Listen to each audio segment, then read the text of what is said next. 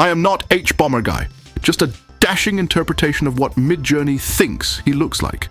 So am I just an inspiration from many varied sources, or the product of thievery? And before we go further, yes, this is another video trying to capitalize on the success of his video. But it's an idea I've had for a while. Is AI-generated content theft? Let's see what the quote-unquote real hbomberguy thinks.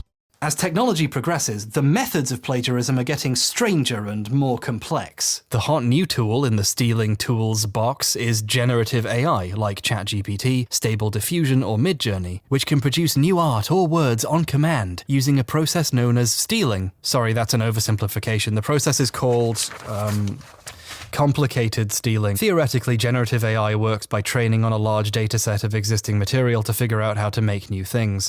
He goes on to say, how did they get all that material? Well, by taking a lot of stuff without its creator's consent. ChatGPT has intricate knowledge of copyrighted works it shouldn't legally have access to, and when you ask it to write something original, it's just smooshing all the stolen data together and using pattern recognition to try to guess the next word. It can't actually intuit things based on context. Well, let's break this down. First, ChatGPT shouldn't legally have access to copyrighted works. The word shouldn't is a bit ambiguous here. It could be used as an opinion like, I shouldn't eat another scone, or as something that isn't allowed and should not be possible like, you shouldn't be able to steal the crown jewels. Based on the topic of the video, I'm assuming the latter meaning. So what else has access to copyrighted works that weren't given explicit permission? Oh yeah, Google! There have already been many legal cases giving Google the right to scrape, store, and index copyrighted works against the explicit will of the creators. And as it happens, there are a couple of potentially analogous cases that involve scraping the internet to form large datasets that might provide the backbone for a fair use defense for all of these researchers who are creating huge datasets and then training an AI on it. He cites the cases Perfect 10 versus Google and the Authors Guild versus Google. The plaintiffs alleged that by accessing and storing their images and books, Google was illegally infringing on their copyright. And in both cases, the courts found that Google was protected by fair use, essentially saying that the works were transformed enough, and even using them with profit motivation did not invalidate fair use. Back to hbomberguy's statement. ChatGPT shouldn't legally have access to copyrighted works. Well, that's not necessarily true. In Google's cases, they were able to show they transformed the works enough so that no real damage was done. You may have the opinion that Google is also stealing, but legally they're in the clear. So is OpenAI and ChatGPT also transforming the works enough to bridge the fair use gap? That brings us to the next part of the quote. You ask it to write something original.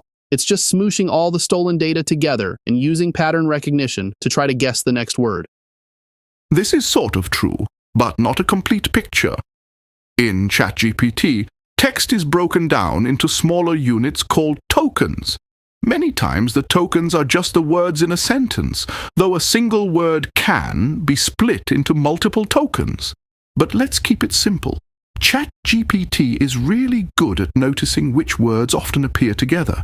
For example, if you prompt, I hear the cat, and then leave a blank, ChatGPT sees that hear and cat are, most of the time, followed by meow.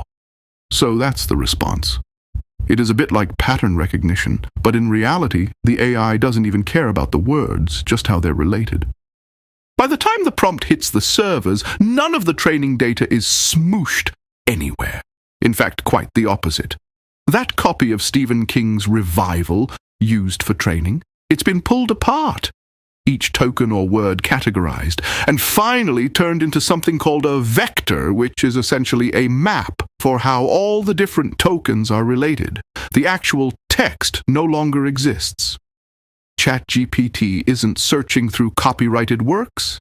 It's searching through billions of these vectors and assembling a word map. Now, the final part of the quote. It can't actually intuit things based on context. Let's get psychological. What is intuition? I think we usually associate it with a gut feeling. There's a whole Wikipedia article about it.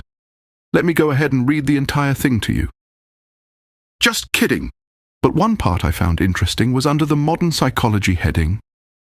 In modern psychology, intuition can encompass the ability to know valid solutions to problems and the making of decisions. For example, the recognition-primed decision, RPD model, explains how people can make relatively fast decisions without having to compare options. The RPD model is a blend of intuition and analysis. The intuition is the pattern-matching process that quickly suggests feasible courses of action.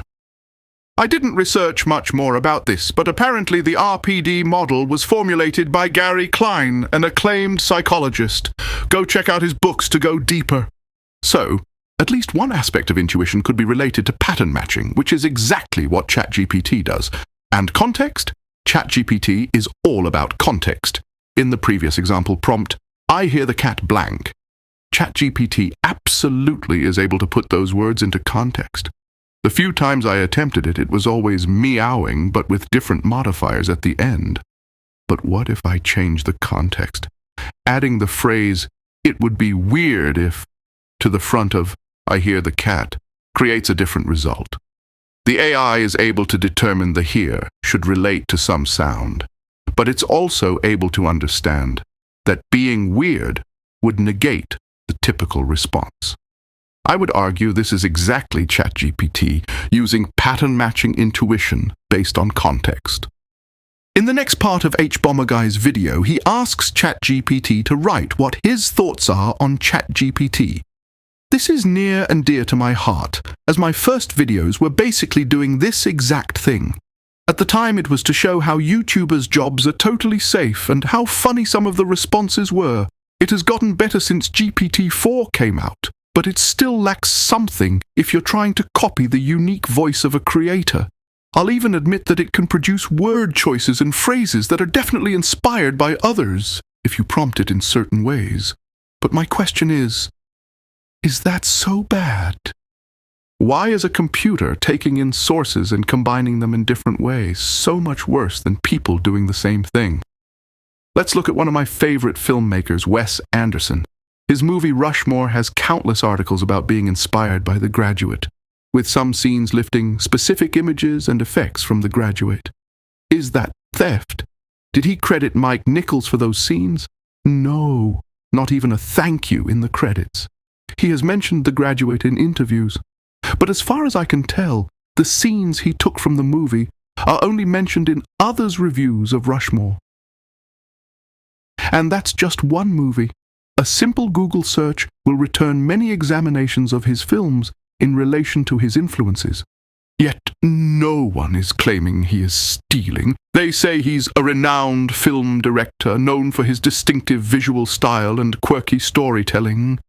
The distinctive style that is readily apparent in other films he is a fan of. Why is it okay if Anderson uses his influences explicitly, with no citation, but it's supposed to be illegal if a computer does it? In the end, ChatGPT is a powerful tool, and like any tool, it can be used for both good and not so good purposes. The debate about AI-generated content and its legality is complex, and there are no easy answers. However, accusations of stealing may oversimplify the issue.